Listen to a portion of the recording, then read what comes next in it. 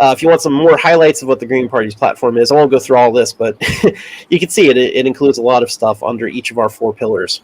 To create more justice, more ecological society. I like regenerative agriculture and things are important. Lots of changes to our democracy to put folks directly in decision making, and when we do have representatives or delegates or something, to make it more fair elections and make them more accountable, that sort of thing. Peace has a whole bunch of stuff that's not just the military, but disarming nuclear weapons, which doesn't get talked about enough. But that's like after climate change, that's like the biggest threat to us. And the other thing that never, ever, ever gets talked about is we have 160 nuclear reactors on Navy vessels. Mm-hmm. That's more than we have in. It's more than we have in private, power generation at home. Mm-hmm. So when we say things like cutting the military budget and decommissioning things, these are long-term projects, right? For sure. We literally have 160 nuclear bombs waiting to go off on the ocean. And if we think we've devastated the ocean, with our other bad practices, wait till a nuclear reactor goes, melts down on an aircraft carrier or so. Then we're done. It really is so much more complex than the slogan. And I think that's a big thing that the Green Party needs to step up on, right? We've got to move past the slogans. We've got to be able to talk about the tough things. We've got to be able to give real answers. The one thing I didn't say about the Green New Deal, the 2020 Green New Deal, that I think was super important was that we showed that with enough political will, zero emissions across all sectors by 2030 was still possible in 2020, right? National Health Service, doubling Social Security, all of these things in that budget are taken out of the realm of vague platitude and put into budgetary numbers in a balanced budget, right? And we can talk about MMT and quantitative easing and whether money's real and all that kind of stuff.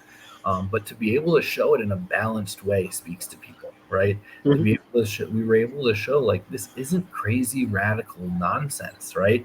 We're not screaming, from the rooftops on something that's completely undoable. We are making a passionate plea that this is still doable, right? At this point, we've got 8 years left before we hit that 2030 deadline.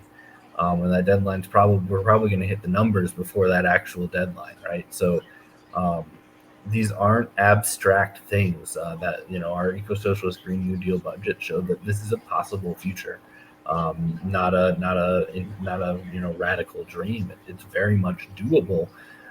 The key is that no one in power today actually has, the desire, let alone the will, to actually pull it off. Yeah. This is part of building the movement to make that happen, right? Is putting numbers to all these things and recognizing the intersectionality of all of these issues and our values to build a plan that not only is radical enough to change to actually fix these things, but is also so not radical because we can do it. We can very easily do it with what we have now, because most people just don't understand how much money is being thrown at the military industrial complex and the prison industrial complex and all of the other things that are going on. We have the resources to do it. That's not the problem. The problem is the political will.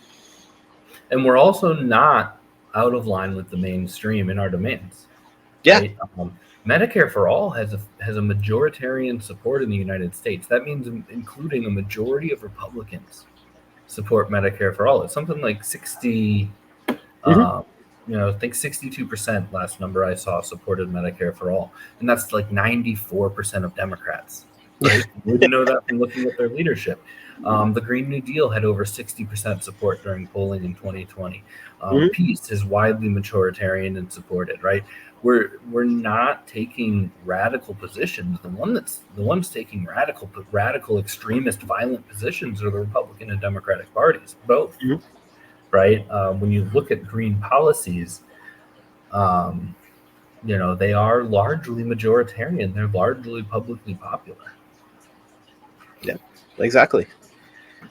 So, so that's basically the first section of our presentation here. Between the key values and the Green New Deal as kind of a whole, and then some of these other snippets of the Green Party platform, that kind of helps hopefully put in your mind what it means to be a Green, what it means to support green politics. So if you support these key values and this policy in general, the Green New Deal in general, then you're a Green, and your home should be in the Green Party and helping us build toward making all of these things happen that we know the majority of people want.